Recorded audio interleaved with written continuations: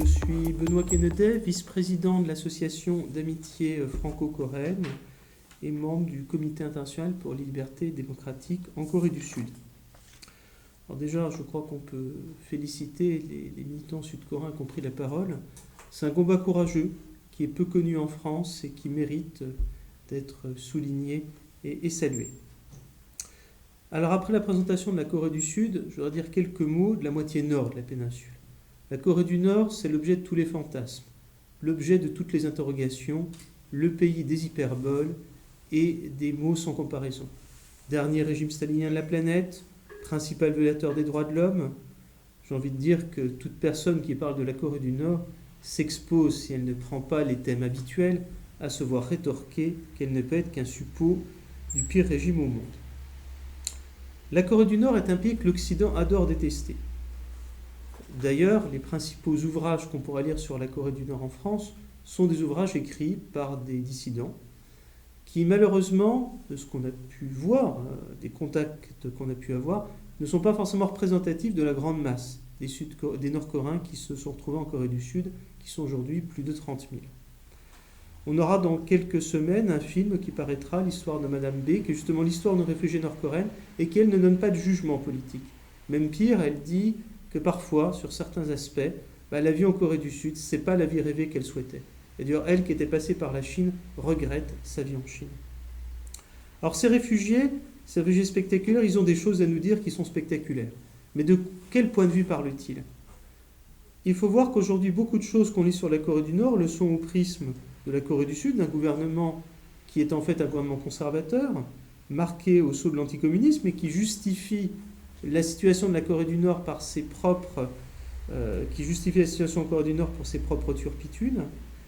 de journalistes en quête de sensationnel, parce que quand on parle de la Corée du Nord,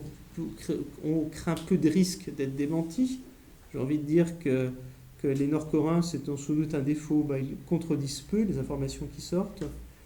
Et finalement, on a l'image de la Corée du Nord, c'est un cas assez rare, qui est surtout fabriqué par un autre pays, qui est la Corée du Sud, ce qui n'est pas satisfaisant. Alors, la Corée du Sud et derrière elle, les États-Unis, qui maintiennent une présence de près de 30 000 soldats dans la péninsule coréenne. Alors pourquoi cette présence ? La Corée occupe une position géopolitique particulière. C'est l'extrême, c'est la partie la plus orientale de l'Eurasie. C'est une position géopolitique fondamentale. C'est la zone asiatique où les États-Unis veulent redéployer leurs forces et leur puissance, le pivot asiatique de la stratégie de Barack Obama. C'est un pays qui est à proximité directe de la Chine, de la Russie, donc qui possède une position géopolitique qui tout le temps a suscité les convoitises et a fait de la Corée les victimes de ses appétits de ses grands voisins. C'est aussi une puissance militaire, aujourd'hui dotée de l'arme nucléaire, un des 10 pays qui est capable d'envoyer des satellites dans l'espace et qui peut-être dans quelques jours va lancer son premier missile balistique intercontinental. Bref, un pays qui a une puissance militaire, un pays qui fait peur et qui refuse de s'aligner sur l'Occident. Alors, en tant qu'association d'amitié franco-coréenne, nous ne prétendons pas que la Corée du Nord soit un modèle.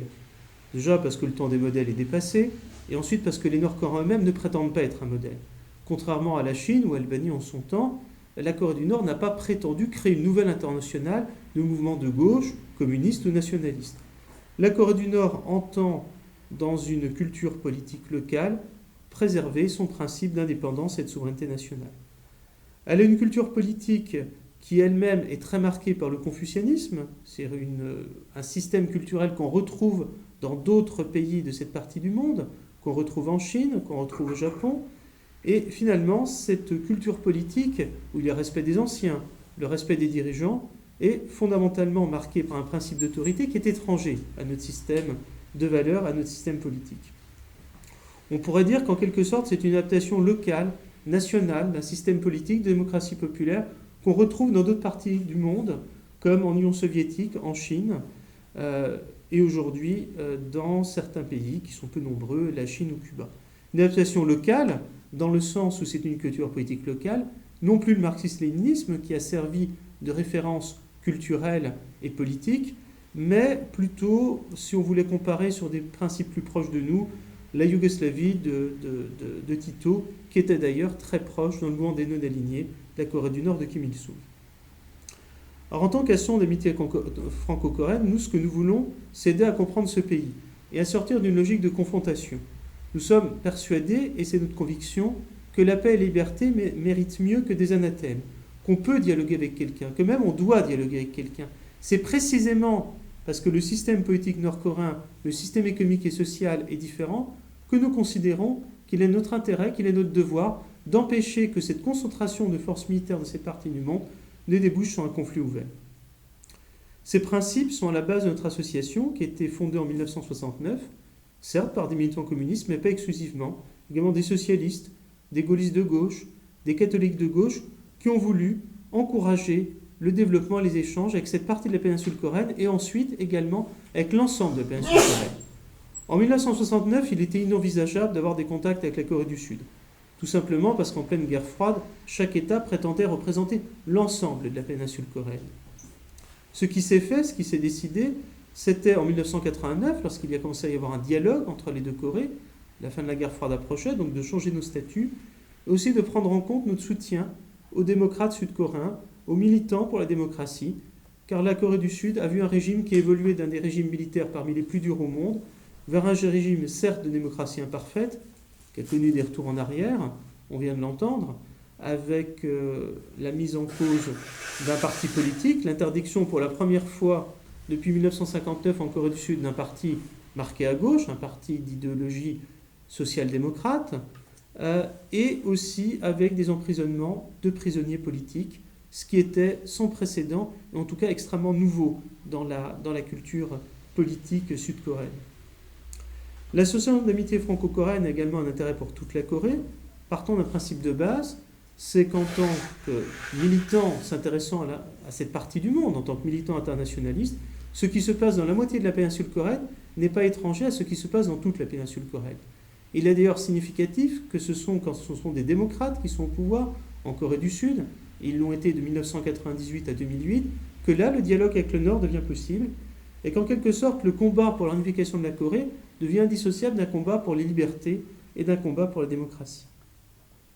Bref, le but de l'association d'amitié franco-coréenne, c'est déjà de s'informer pour comprendre,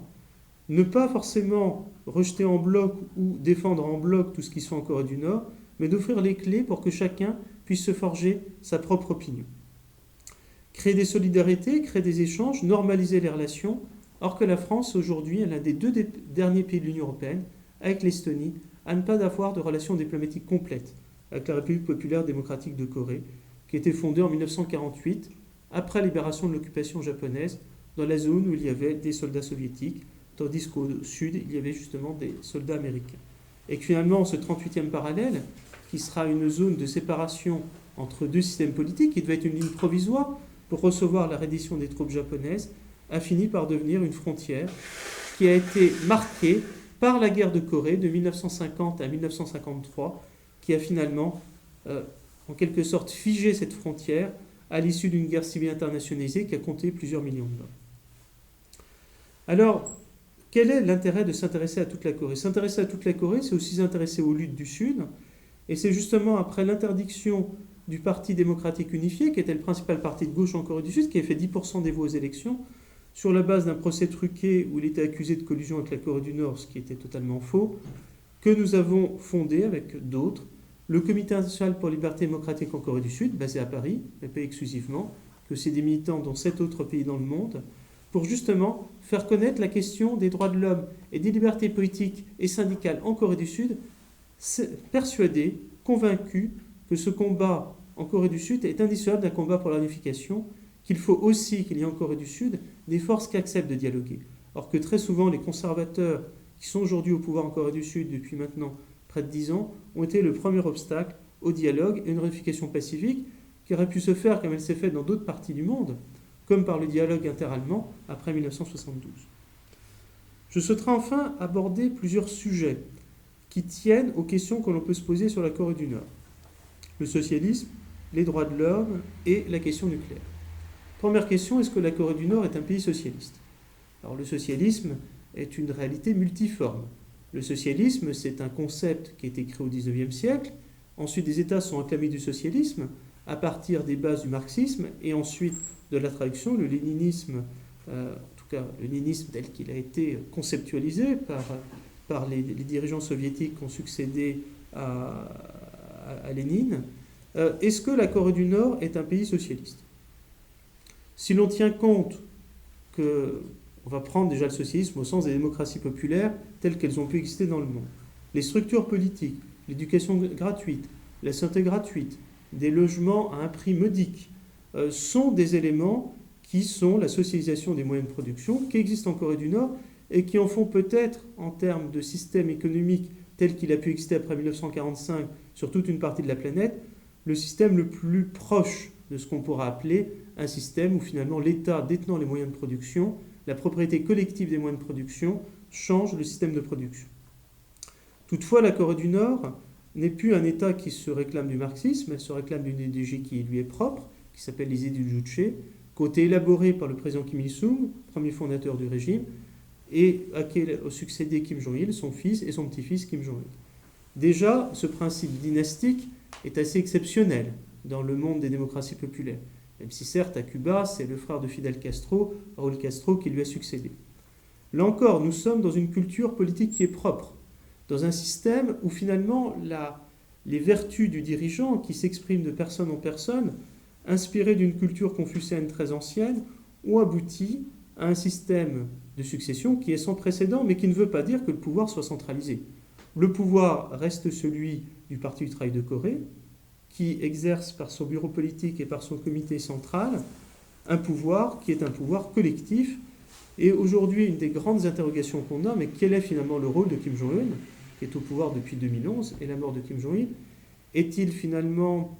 un despote éclairé, tel qu'on a pu le connaître en Occident, enfin dans certains pays occidentaux en Europe au XVIIIe siècle? Est-ce que c'est un homme tout-puissant qui reprendrait la tradition des monarques coréens, rois et empereurs? Est-ce qu'au contraire, ce serait plutôt un système finalement collectif, avec un primus inter pares? Aujourd'hui, force est de le constater qu'on ne dispose pas de clés sur le système politique coréen, pour une raison assez simple. La Corée du Nord se considère en guerre, et en guerre, elle maintient une certaine neutralité, et pour ne pas dire une certaine opacité, sur le système politique. Ce qu'on a connu dans d'autres parties du monde, en d'autres époques, sous la résistance, un réseau de résistants ne révèle pas tout son fonctionnement. Donc il y a effectivement une figure tutélaire, une figure qui apparaît, ce qui ne veut pas forcément dire pour autant que ce soit, j'ai envie de dire, l'unique figure du pouvoir. D'ailleurs, j'en prendrai pour exemple en 2014 les Jeux asiatiques à Incheon, en Corée du Sud, où des Nord-Coréens ont participé, parce qu'il y a quand même toujours des dialogues entre les deux Corées, malgré le changement de régime politique en Corée du Sud, en tout cas le retour au pouvoir des conservateurs, et le dirigeant Kim Jong-un était empêché. Ce sont 3 dirigeants qui sont venus, porteurs d'un message pour les dirigeants sud-coréens, donc qui ont pu le faire en l'absence même de visibilité du dirigeant depuis une période de plus d'1 mois. Donc un système qui s'inspire, qui est issu des démocraties populaires, mais qui possède des bases qui lui sont propres. Dès lors, que dire des droits de l'homme en Corée du Nord? Alors évidemment, si on entend par droits de l'homme un système multipartite, la Corée du Sud est par un système d'alternance politique, la Corée du Nord, pardon, on peut aussi parler de la Corée du Sud, qui peut aussi ses particularités propres, la République populaire démocratique de Corée n'est pas un système parlementaire tel qu'on peut le connaître dans nos pays occidentaux. Les éléments qui vont être mis en avant sont les droits sociaux, c'est-à-dire la possibilité d'avoir justement pour tous accès à l'éducation et à la santé. Ce sera également la santé et l'éducation gratuite, et la possibilité d'avoir un système où finalement le mode de décision se décide à la base, dans les cellules du Parti du travail de Corée, qui ensuite font remonter les informations selon un système pyramidal, qui est le système du centralisme démocratique. Alors, il faut cependant voir que ce système économique a quand même fortement évolué. La famine qu'a connue la Corée du Nord des années 90 a nécessité des adaptations qui ont consisté à revitaliser les marchés paysans, qui avaient toujours existé, qui avaient été légalisés au lendemain de la guerre de Corée en 1954, pour justement permettre aux paysans d'échanger leur surplus en dehors d'un système qui soit celui du système central où la production agricole était confiée à l'État. Ces marchés se sont développés spontanément, parce que le système public de distribution où l'État donne les biens de base à la population ne fonctionnait plus. Aujourd'hui, on a donc un système multiple avec une économie planifiée traditionnelle, un système d'éléments d'économie, on va dire de marché, en tout cas d'éléments où les acteurs privés interviennent sous le contrôle de l'État, mais peuvent eux-mêmes accumuler certaines richesses, même s'il n'y a pas d'accumulation primitive ou d'entreprise privée en tant que telle, et surtout un système où l'on voit une autonomie des entreprises, c'est-à-dire qui possèdent la possibilité, avec une monétarisation de l'économie qui n'existait pas jusqu'au début des années 90, et qui est également liée à l'effondrement des échanges avec l'URSS et les démocraties populaires après 1989-1990, ce système qui fait que les entreprises ont une certaine autonomie, avec enfin un dernier étage qui est celui des zones économiques spéciales, telles qu'on peut les voir dans d'autres pays comme la Chine. Enfin, la question nucléaire. La Corée du Nord a procédé en 2006 à son premier essai nucléaire. Depuis, elle a procédé à 5 essais nucléaires. 2006, 2009, 2013 et 2 fois en 2016. 5 essais nucléaires, ce n'est pas rien. Il faut quand même les rapporter à ceux qu'ont fait les États-Unis et l'Union soviétique, puis la Russie, qui se chiffrent en milliers. Pourquoi la Corée du Nord s'est-elle dotée de l'arme nucléaire? Elle s'est dotée de l'arme nucléaire pour une raison assez simple, c'est qu'elle part du principe qu'elle ne peut pas compter sur ses alliés. Ce constat a été fait dès 1962 et la crise des missiles de Cuba, où la Corée du Nord a considéré que remettre finalement sa position militaire à l'Union soviétique ou à la Chine ne suffisait pas. Elle a donc renforcé son système militaire dans un pays qui est issu de la guérilla anti-japonaise, donc où il y a une empreinte militaire de la société qui est extrêmement forte, nous pourrons y revenir si vous le souhaitez, et que finalement la Corée du Nord a cherché à développer ses propres systèmes de défense, et qu'arrivée dans les années 80, où elle était dépassée technologiquement par la Corée du Sud et les États-Unis, elle a choisi l'arme nucléaire comme arme de garantie absolue de non-attaque, par le principe qu'un État nucléaire n'est pas attaqué par un autre État nucléaire. Sa doctrine nucléaire est une doctrine que l'on peut connaître, que l'on peut critiquer, qui est la doctrine de dissuasion nucléaire telle qu'elle a été mise en place par le général de Gaulle, partant du principe que si jamais on attaquait un autre État, les dommages seraient tels que finalement il a intérêt à ne pas attaquer un État doté de l'arme nucléaire, c'est le principe de la dissuasion, sans lui-même faire usage de la force nucléaire en premier. Cette capacité nucléaire suppose d'avoir des armes nucléaires, mais aussi d'avoir des vecteurs. D'où l'idée, d'où le principe de développement d'une technologie balistique qui aujourd'hui peut atteindre un centre de base militaire américaine au Japon ou en Corée du Sud, même s'il est assez improbable que la Corée du Nord prendrait le risque d'une telle attaque. En tout cas, le principe d'une dissuasion, pour être efficace, vise à atteindre le territoire américain, en tout cas l'Alaska. C'est le sens de la capacité de lancer un missile balistique intercontinental, qui pourra intervenir dans les prochains jours. Alors pourquoi la Corée du Nord s'est-elle dotée de l'arme nucléaire? Pas seulement parce qu'elle ne compte pas sur ses alliés, mais aussi parce que, c'est ce que disent les dirigeants nord-coréens, c'est ce que disent aussi les populations nord-coréennes, c'est que l'exemple de l'Irak en 2003 ou de la Libye en 2011 montre qu'on ne peut compter que sur ses propres forces. Que si l'Irak avait des armes de destruction massive et si la Libye s'en était dotée, parce qu'elle avait abandonné son programme nucléaire, elle n'aurait probablement pas été renversée, les régimes de ces pays, par les Occidentaux. Donc c'est dans un sens qui, au fond, est hérité d'une culture de guérilla, hérité d'une culture où des dirigeants savaient qu'à la période anti-japonaise, puisqu'une partie de la guérilla communiste donc, a été au nord, l'État est issu de cette guérilla communiste, cette guérilla anti-japonaise est allée au nord, eh bien c'est précisément parce qu'il y a cette possibilité de guérilla anti-japonaise, de guérilla communiste, avec des forces anticommunistes au sein même de la guérilla, que sur cette base, la Corée du Nord se considère comme un État guérilla, pour reprendre le titre d'un article de Philippe Ponce, journaliste au Monde basé à Tokyo, qui était très nombreuses fois en Corée du Nord. C'est parce que précisément en tant qu'État guérilla, elle considère que la souveraineté nationale ne s'abdique pas, qu'elle veut conserver son propre système, quitte à avoir un coût extrêmement élevé, car les dépenses militaires pèsent, et finalement a fait le choix du nucléaire, qui par rapport aux armes conventionnelles est un choix qui peut être moins coûteux par rapport à un armement conventionnel, mais qui est également un choix qui n'empêche pas que la Corée du Nord considère que l'objectif est la dénucléarisation de l'ensemble de la planète, mais nucléarisation,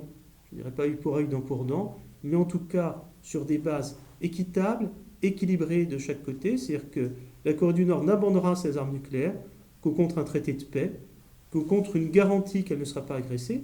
C'est le sens d'un traité de paix que soutient l'association d'amitié franco-coréenne inspirée par des juristes sud-coréens.